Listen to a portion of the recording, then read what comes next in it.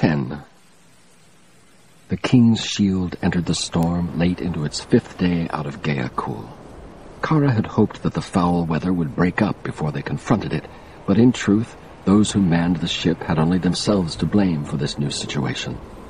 Captain Geronin commanded an excellent crew, one that understood well the idiosyncrasies of the turbulent sea.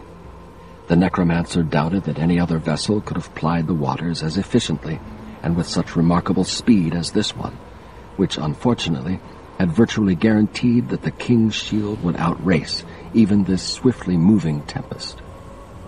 The unfortunate Kalkos had been given a formal burial at sea, Kara adding to the ceremony with a few words of respect based on the funeral traditions of her people. In her eyes, Kalkos had only transcended to another plane, where, in his new existence, he and those before him would work to maintain the balance of all things. However, she still felt some guilt, some misgivings about the prayer she had said, for the pale enchantress had not forgotten her own deep desire to live when she had found herself entombed in the tree. Kara's only way so far to reconciliate that with her general beliefs had been to decide that, if she had perished, it would not only have upset the balance, but it would also have left no one who could have tracked down the missing armor. That could not be allowed to happen. Almost immediately upon entering the storm-tossed waters, Kara Nightshadow took it upon herself to spend much of her time watching the wild seas from the bow. Geronin questioned the sanity of this, but she refused all suggestions that she return to the safety of her cabin. He thought that she watched for the Hawk's fire, in part the truth, but what actually concerned her more had been the possibility that the demons of Kalkas's memories might possibly return, especially the aquatic Leviathan that had slain the majority of the other vessel's crew in such a horrible manner. Having still not mentioned its existence to the captain, Kara felt honor-bound to at least keep watch. She also believed that of all of them, she had the best chance of doing something to either scare it off or possibly distract it while the King's Shield attempted to escape. Even though caught between the harsh rain and the mad sea, Geronin's crew remained determined, and to her quite polite. For a time, Kara had feared that the stories she had always heard about sailors would mean her having to deflect unwanted attention. However, although several of the men clearly admired her, and that despite now knowing her true calling, they did not press. In fact, only Mr. Draco had attempted anything resembling an advance, and he had done so in so formal and cautious a manner that it had almost been as if one of her own had made entreaties. She had kindly and quietly rejected his advance, but had found his attention flattering.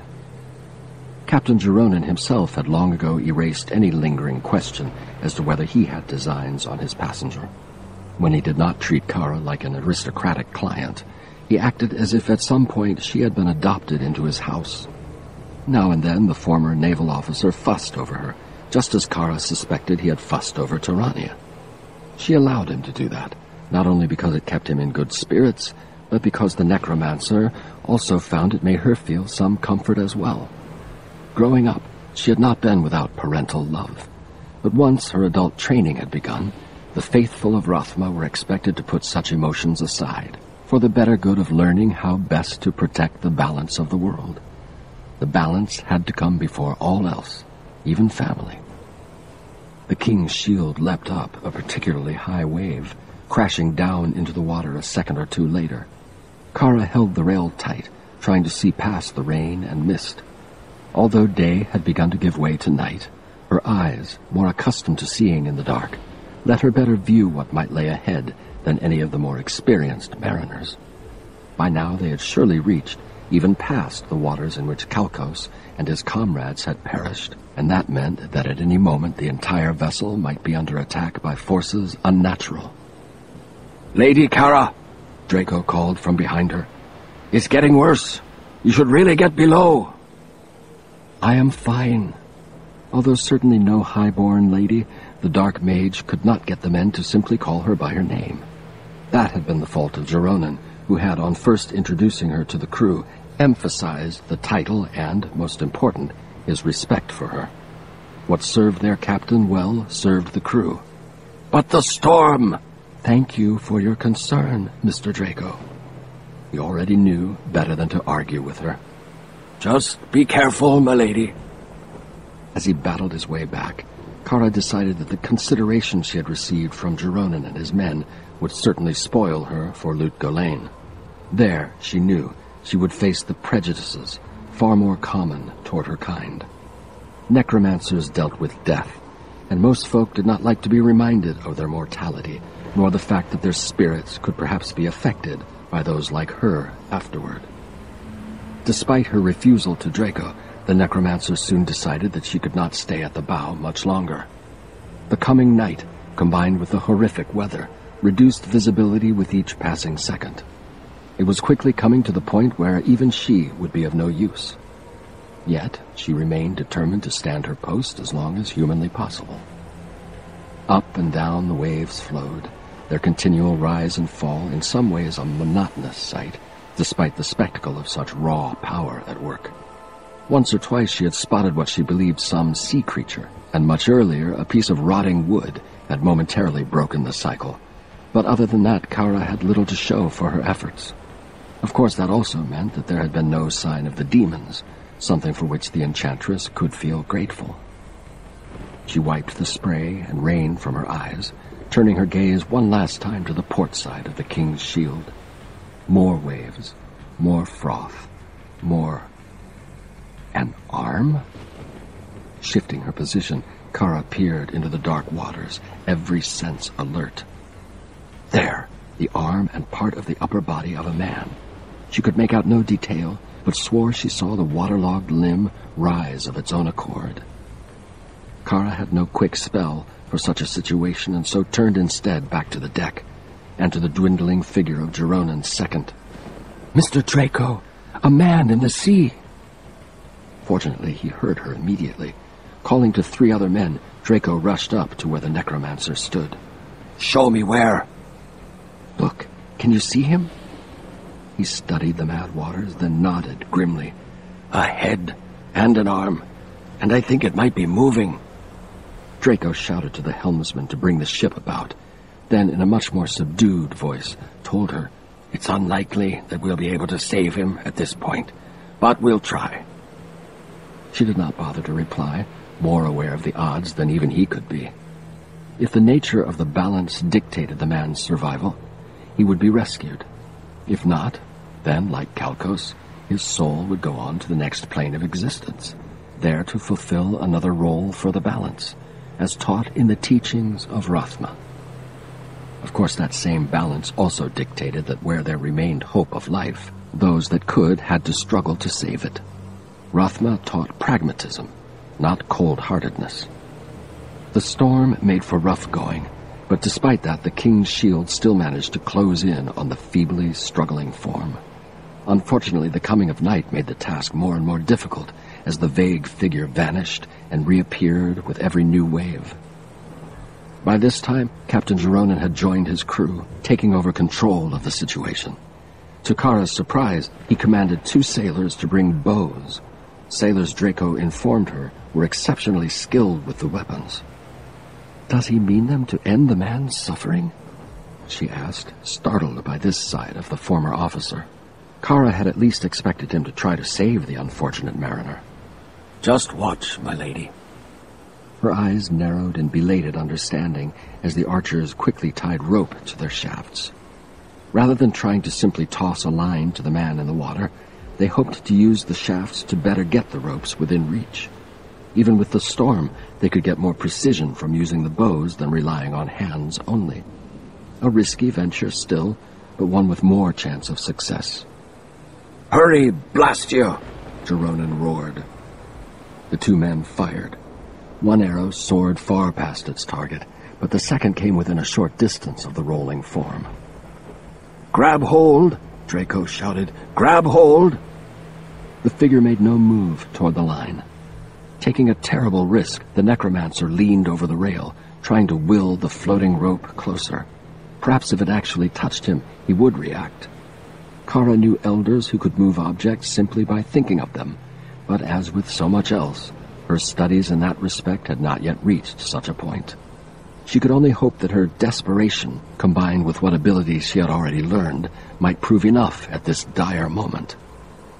Whether due to her desperate thoughts or merely the whims of the sea, the line came within inches of the man's arm. "Grab it!" the captain encouraged. Suddenly the body jerked. A wave washed over it, and for a few nerve-wracking seconds, the hapless figure vanished. Kara sighted it first, now several yards from either line. "Damn!" Draco pounded his fist on the rail. "Either he's dead or—" The floating form jerked again, almost going under. The first officer swore. "That's not the waves doing that." In growing dread, Kara and the crew watched as the body bobbed twice more, then went under again. This time, it did not reappear. "The sharks have gotten him," one of the sailors finally muttered. Captain Geronin agreed. "Draw in the lines, lads. You did what you could. Odds were he was already dead anyway, and we've got ourselves to worry about more, eh?" The mood dampened by the futility of their efforts, the crew slowly returned to their tasks. Mr. Draco stayed behind for a moment with Kara, who still sought some last glimpse of the lost mariner. "The sea claims its own," he whispered. "We try to learn to live with it." "We see it as part of an overall balance," she returned. "But the loss of a life that might have been saved is still to be mourned." "You'd best come away from there, my lady." Touching the back of his hand very briefly, Kara replied, "Thank you for your concern, but I wish to remain for a moment. I will be all right." With reluctance, he left her once again. Alone, the necromancer reached into her cloak and removed from around her throat a small red icon shaped in the likeness of a fearsome dragon with blazing eyes and savage teeth. The followers of Rathma believed that the world sat upon the back of the great dragon Trag-Ul, who acted as a fulcrum, and as such helped maintain the celestial balance. All necromancers gave their full respect to the fiery Leviathan. Under her breath, Kara prayed that Trag-Ul would see the unknown man to the next plane of existence. She had prayed the same for the sailor Kalkos, although none of the King's Shield's crew had noticed. Outsiders did not readily comprehend the place of Trag-Ul in the world. Satisfied that she could do no more, the slim, silver-eyed woman returned to her cabin below deck. Despite her dedication to her task, Kara entered the room with much relief. Standing lookout for demons, then watching the rescue attempt fail, had drained her of much of her strength. During the Enchantress's self-imposed task, she had taken only minimal breaks for her meals and had, in truth, been longer on her feet than any of the men. Now, all Kara wanted to do was sleep and sleep and sleep some more. The cabin offered to her by Hannes Geronin had been originally set aside for his daughter, and so the more austere Kara had to deal with ladylike frills and two soft pillows.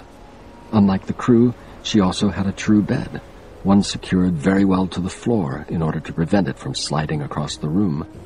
To further ensure her safety while she slept, the bed also had short, padded rails on each side to keep the occupant from rolling off onto the hard, wooden floor during the worst storms. Kara had already found herself grateful more than once for those rails, and especially appreciated them now, so exhausted did she feel. The necromancer doubted that tonight she would have had the strength to hold on by herself. Throwing off the wet cloak, Kara sat on the bottom edge of the bed, trying to collect her thoughts.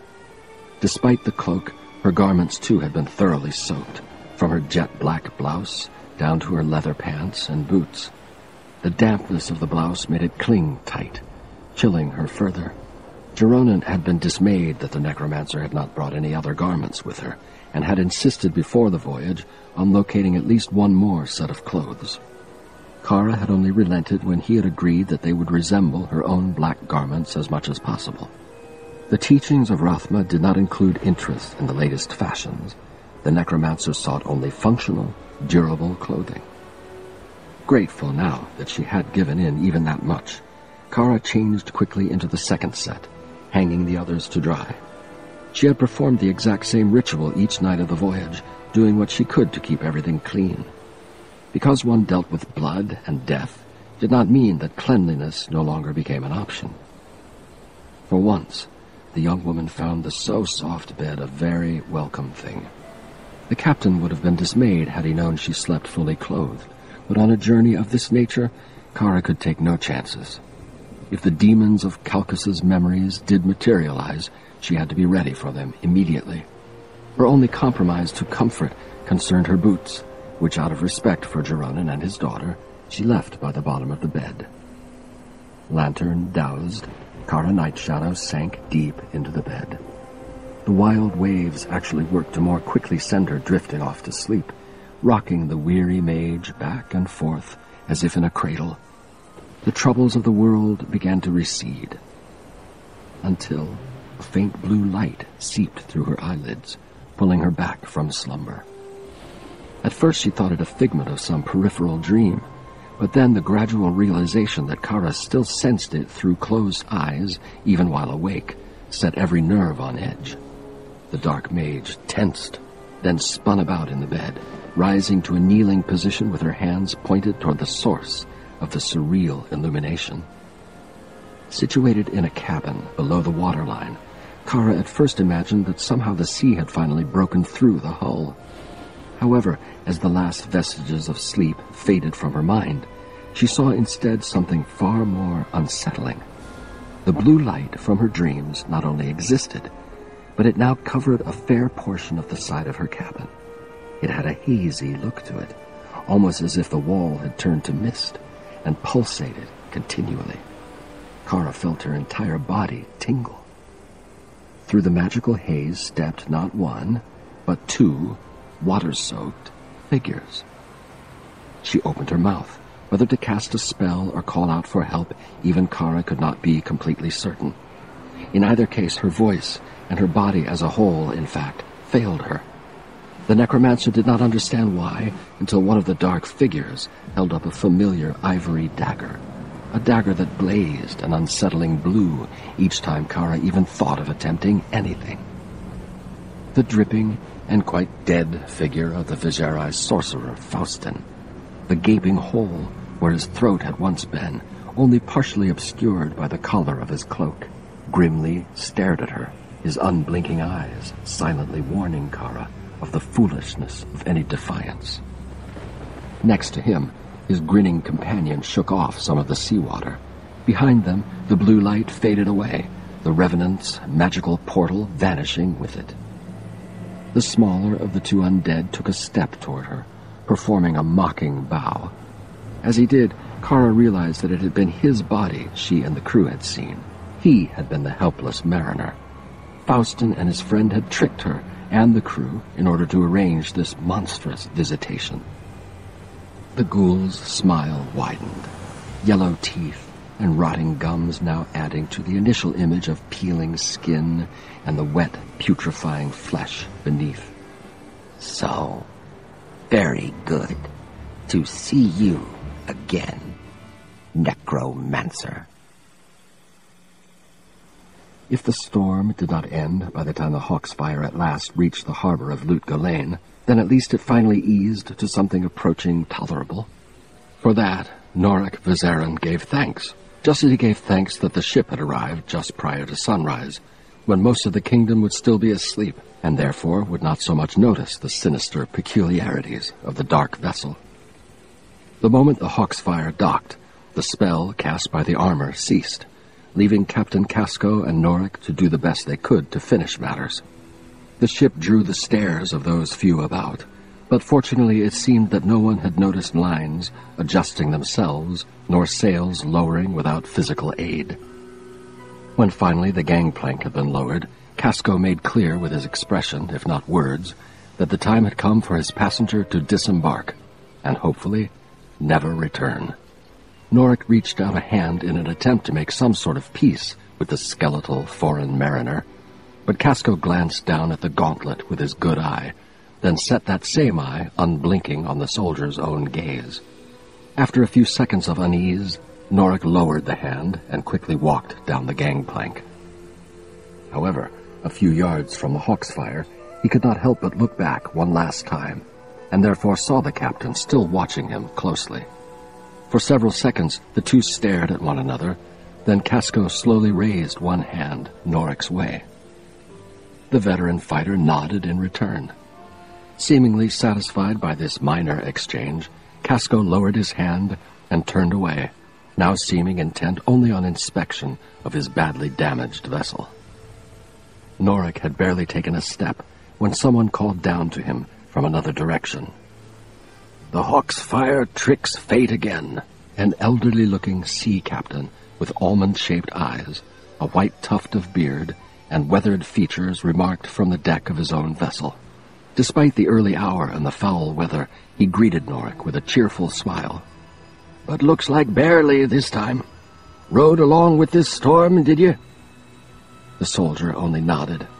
"Word to the wise, ye've been fortunate. Not every man that sailed her has finished the voyage.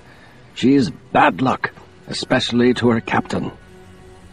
More so than ever, thought Norik, although he dared not tell the other captain. He nodded again, then tried to move on, but the elderly mariner called out once more. "Here now, after a trip like that, ye've no doubt the need for a tavern. Best one's Atma's. The good lady herself still runs it, even what with her husband gone now. Tell him Captain Mischief said to treat you well." "Thank you," Norik muttered back, hoping that the short answer would satisfy the much too cheerful man. He wanted to be away from the docks as quickly as possible, still fearful that someone would not only recognize something amiss with the arrival of the Hawk's fire, but also link Norik to it. Cloak drawn about him, the weary veteran hurried on, after several anxious minutes at last leaving ships and warehouses behind, and entering the true, fabled Lut Gholein. He had heard tales about the kingdom often over the years, but had never visited it before. Seyden Trist had said of it that anything a man could buy, he could find here, and in great quantities. Ships came from all over the world, bringing in goods both legal and not. Lut Gholein represented the most open of markets, although those who ruled made certain that order was still constantly maintained. At no time did the entire city sleep. According to Seyden, one only had to look long enough and one would find a place willing to let those seeking exotic entertainments spend their coin no matter what the hour. Of course, those who could not keep their entertainments confined to the facilities provided still risked running afoul of the watchful eye of the guard, who served the cause of the Sultan with great fervor. Trist himself had told some quite lurid tales of Lut Gholein's dungeons. Despite all that had happened to him since the tomb, Norik's interest stirred almost immediately as he walked through the streets. All around him, gaily decorated buildings of mortar and stone rose tall, the banners of the Sultan atop each. Along the astonishingly clean cobblestone streets that stretched in every direction, the first wagons of the day began to emerge. As if sprouting from the very shadows, quick-moving figures in flowing robes began opening tents and doors in preparation for new business. Some of the wagons paused at these tents, suppliers delivering new goods to the vendors. The storm had dwindled now to a few dark, rumbling clouds, and with its continued lessening, Norik's mood lightened yet more. So far, the armor had not demanded anything more of him. Perhaps he could, for a time at least, seek his own path. In a place as vast as Lut Gholein, surely there had to be sorcerers of some repute, sorcerers who could help free him of this curse. Under the pretext of admiring the sights, an easy enough thing to do, Norik would try to keep his eye out for any sign of possible help. Within moments of the dawn, the streets filled with people of all shapes, sizes, and races. Travelers from as far away as Ensteig and Honduras walked among dark-clad visitors from Kyrgyzstan and beyond. In fact, there seemed more outsiders than locals. The varied crowd worked in Norik's favor, enabling him to fit in without much suspicion. Even the armor did not overly mark him, for other figures clad akin to him appeared everywhere. Some of them had clearly disembarked from ships not all that long ago, while others, especially those with the turbaned helms and elegant silver capes fluttering behind their blue-gray breastplates, obviously served the masters of this fair kingdom. Overall, the architecture remained consistent, with the lower floors of buildings a smooth, rectangular shape, while quite often the tops tended toward small towers resembling minarets. A peculiar design, especially to one born and raised among the high, turreted castles of lords, and the lowly, thatched domiciles of the peasantry, but one with an exotic quality that caused Norik to marvel over it again and again.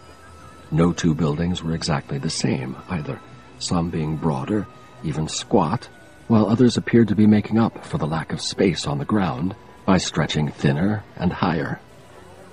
A horn sounded, and the street around Norik suddenly emptied of people. Following suit, he narrowly missed being run over by a mounted patrol, clad in the same turbaned helms and breastplates he had seen earlier. A lively, active city Lut Gholein might be, but as Satan had said, it also looked to be well policed. That made it all the more curious that no one had stopped Norik on the docks for at least some questioning. Most major seaports kept security strong, day and night, but he had seen no one. Despite Lut Gholein's open reputation, it puzzled him. Hunger and thirst slowly crept up on him as he wandered along. He had eaten some food aboard the Hawksfire, but his interest in reaching the docks had kept him from taking his fill. Besides, it had been Norik's secret hope to find something in the city, rather than stomach yet another portion of Casco's unsettling concoctions. The armor had provided funds before, and so with some confidence the veteran looked around. Several taverns and inns of various demeanor dotted the area, but one in particular instantly caught Norik's eye. "Best one's Atma's. Tell him Captain Mashif said to treat you well." That same tavern stood but a few yards from the soldier, the wooden sign with its bleary-orbed mascot hanging directly over the entrance. A hardy, weathered place, but one still honest enough in looks for him to risk without worry. With as much determination as he could still muster, Norik headed toward it, hoping against hope that the armor would not suddenly turn him elsewhere. He entered in peace and of his own free will, something which, along with his new surroundings, raised Norik's hopes further. Despite the early hour, Atma's had a good business going, most of its customers seamen, but a few merchants, tourists, and military figures partaking of its offerings as well. Not wanting to draw too much attention to himself, Norik chose a booth in one corner and sat down. A slip of a girl, likely too young to be working in any such establishment, came up to take his order. Norik's nostrils had already pinpointed something cooking in the back, and so he risked ordering whatever it might be, plus a mug of ale to rinse it down. The girl curtsied, then hurried off, giving him the opportunity to look around. He had spent far too much of his life in taverns and inns, but at least this one did not look as if the cooks would be broiling whatever they could catch in their floor traps. The servers kept the tables and floors relatively clean of refuse, and none of the customers had so far choked on either their meals or drinks. Overall, Atma's verified his opinion of Lut Gholein as a kingdom in the midst of tremendous prosperity, where everyone appeared to be benefiting, even the lower castes. The girl returned with his food, which actually looked as good as it smelled. She smiled at him, asking for what seemed to him reasonable coin. Norik eyed his gloved hand, waiting. Nothing happened. The gauntlet did not slam down on the table, leaving the proper amount. Norik tried not to show his sudden anxiety. Had the armor let him trap himself? If he could not pay, at the very least they would throw him out. He glanced toward the door where two brawny enforcers, who had not bothered to look at him on his way in, now seemed more than interested in his discussion with the serving girl. She repeated the amount, this time a less friendly expression on her face. Norik glared at the glove, thinking, "Come on, damn you. All I want is a good meal. You can do that, can't you?" Still, nothing. "Is there something wrong?" the girl asked, her expression indicating that she thought she already knew the answer. Norik did not reply, closing and opening his hand in the fading hope that some coins would magically appear. With one glance toward the two enforcers, the young server began to back away. "Excuse me, sir, I've other tables." The soldier looked past her, where the muscular pair had begun to move in his direction. The girl's actions had been a clear signal for them to do their work. He rose, planting his hands on the table. "Wait! It's not what you—" Under his palm, he heard the tinkle of coins as they struck the table. She heard them too, and the smile suddenly returned. Norik sat back down, indicating the tiny pile now before him. "I'm sorry for the confusion. I've not been to Lutgolain before and had to think whether I had the right amount. Is this enough?" Her expression told him all he needed to really know. "Aye, sir. Enough and much more." Over her shoulder, he saw the burly pair hesitate. The larger of the duo tapped his companion on the arm, and the two men returned to their posts. "Take what you need for food and drink," he told the girl, feeling much relieved.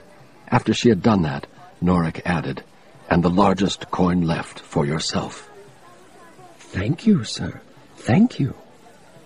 She nearly floated back to the counter, from the looks of things having received the largest tip of her life from him. The sight cheered Norik briefly. At least some little good had come of the cursed armor. He stared at the gauntlets, well aware of what had just happened. The suit had let him understand without words that it, and not he, controlled the entire situation. Norik lived his life through its sufferance. To think otherwise was to play the fool. Regardless of the reality of his dilemma, Norik managed to enjoy his meal. Compared to Captain Casco's fare, it tasted of heaven. Thinking of that mystical realm, the soldier pondered his next move. The armor kept a close rein on him, but surely there had to be a way to get past its guard. In a realm as vibrant as Lutgolain, not only sorcerers but priests had to be found in abundance. Even if the former could do nothing for Norik, then perhaps a servant of heaven might. Surely a priest had links to forces far more powerful than the enchanted suit. But how to speak with one? Norik wondered if the armor could withstand being on holy ground. Could it be so simple as walking past a church and then throwing himself onto its steps? Would he be able to do even that much? For a desperate man, it seemed worth the try. The armor needed him alive and relatively well. That alone might give him just enough of an opportunity. At the very least, Norik had to try for the sake of not only his life, but his soul too. He finished his meal, then quickly downed what remained of the ale. During that time, the serving girl came back more than once to see if he needed anything, a clear sign that he had been very generous in his tipping. Norik gave her one of the smaller coins remaining to him, which caused her smile to somehow grow even wider than before. Then he casually asked her about some of the sights of the city. "There's the arena, of course," the girl, Miriam, replied quickly, no doubt having been asked this question more than once by newcomers. "And the palace, too. You must see the palace." Her eyes took on a dreaming look. "Jaren, the Sultan lives there." This Jaren evidently had to be a handsome and fairly young man, judging from Miriam's rapt expression. While the Sultan's palace surely had to be an intriguing sight, it had not been what he had been searching for. "And besides that?" "There's also the Aragos Theatre near the square, with the Cathedral of Thomas the Repentant across from it. But the Zakharum priests only allow visitors at midday, and the theatre is being repaired. Oh, there's the races on the far north side of the city, horses and dogs." Norik ceased listening. The information he had needed now his. If holy ground or heaven had any power over the demonic legacy of Bartok, then this cathedral offered the best hope. The Zakharum Church represented the most powerful order on either side of the Twin Seas. And some old folk and scholars, like the ruins of the Vijarai Temple outside the city walls, though there's not much to see anymore after the great sandstorm. "Thank you, Miriam. That's good enough." He prepared to leave, already trying to think of some roundabout method by which to approach the vicinity of the Zakharum site. 4 figures in the now familiar garb of Lutgolain's guard stepped into Atma's, but their interest in the tavern had nothing to do with drink. Instead, they looked directly at Norik, their countenances darkening. He could almost swear that they knew exactly who he was. With military precision that Norik would have at other times admired, the foursome spread out, eliminating any hope of bypassing them on the way to the front entrance. Although they had not yet drawn their long, curved swords, each guard kept a hand near the hilt. One wrong action by Norik, and all four blades would come flying out, ready to cut him down. Pretending to be not at all concerned, the wary fighter turned back to the serving girl, asking, "There's a friend I need to meet in a place located in the street behind this tavern. Do you have another exit in the back?" "There's one that way." She started to point, but he gently took her hand, dropping another coin in it. "Thank you, Miriam." Gently pushing past her, Norik moved as if heading toward the counter for one last drink. The four guards hesitated. Halfway to the counter, he veered toward the back doorway. Although he could not see them now, Norik felt certain that the men knew his intentions. He picked up his pace, hoping to reach the exit as quickly as possible. Once out, he could try to lose himself among the growing throngs. Norik pushed the door wide, immediately darting through, and came to an abrupt halt as rough, strong hands seized him by both arms, holding him fast. "Resist, and it will go the worse for you, Westerner," snapped a swarthy guard with gold tabs on his cloak. He peered past Norik, saying, "You have done your work well. This is the one. We will take it from here." The four who had pursued Norik from inside stepped past the prisoner, pausing only to salute the officer in charge before wandering off. Norik grimaced, realizing that he had walked into the most basic of traps. He had no idea as to the intentions of his captors, but at the moment they interested him far less than the question as to why Bartek's armor had not reacted. Surely this situation called for something from it, but so far it seemed unwilling to try to free its host. Why? "Pay attention, Westerner." The officer came close to slapping Norik, but finally lowered his hand. "Come peacefully, and you will not be mistreated. Resist." The man's hand now slipped to the hilt of his curved sword, his meaning quite clear. Norik nodded his understanding. If the armor chose not to resist, he certainly had no intention of trying to fight himself free of this armed patrol. His captors formed a square of sorts, with their leader in front and Norik, of course, in the middle. The party headed down the street, away from the larger crowds. Several curious folk watched the procession, but no one seemed at all sympathetic to the foreigners' troubles. Likely they figured that there were always more outsiders, so what difference the loss of one? No one had as of yet explained exactly for what reason Norik had been arrested, but he had to assume it had something to do with the Hawksfire's arrival. Perhaps he had been wrong when he had thought that no watch had been set at the port. Perhaps Lut Ghislaine kept a more wary eye on those who arrived by ship than appearances had suggested. It also remained possible that Captain Casco had, after all, reported the goings-on aboard his vessel, and the one responsible for the loss of his crew. The lead guard suddenly veered toward a narrow side street, the rest of the group following close behind. Norik frowned, no longer thinking of Casco and the Hawksfire. His captors now journeyed through less frequented, more disreputable-looking avenues, into which even the brightest day would have had trouble shedding light. The soldier tensed, sensing something suddenly awry with the situation. They journeyed a little farther, then turned into an alley nearly as dark as night.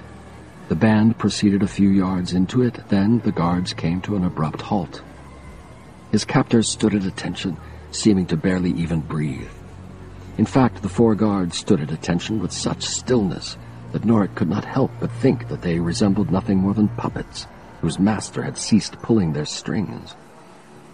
And as if to verify that notion, a portion of the shadows separated from the rest, shaping itself into an elderly, wrinkled man with long silver hair and beard, and clad in an elegant, broad-shouldered robe, clearly fashioned in the style worn by someone Norik had known so very well.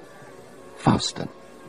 However, this figure, this Viserai, had not only lived for far longer than Norik's unfortunate friend, but by being here evidenced quite well the fact that his abilities far outstripped those of the dead mage. Leave us, he ordered the guards, his voice strong, commanding, despite his advanced years. The officer and his men obediently turned, marching back the way they had come. They will recall nothing, the Vizieri commented. as the others who aided them will recall nothing, just as I desire. When Norik attempted to speak, the silver-haired figure cut him off with but a singular glance. And if you hope to live, Westerner, you too will do as I desire, exactly as I desire.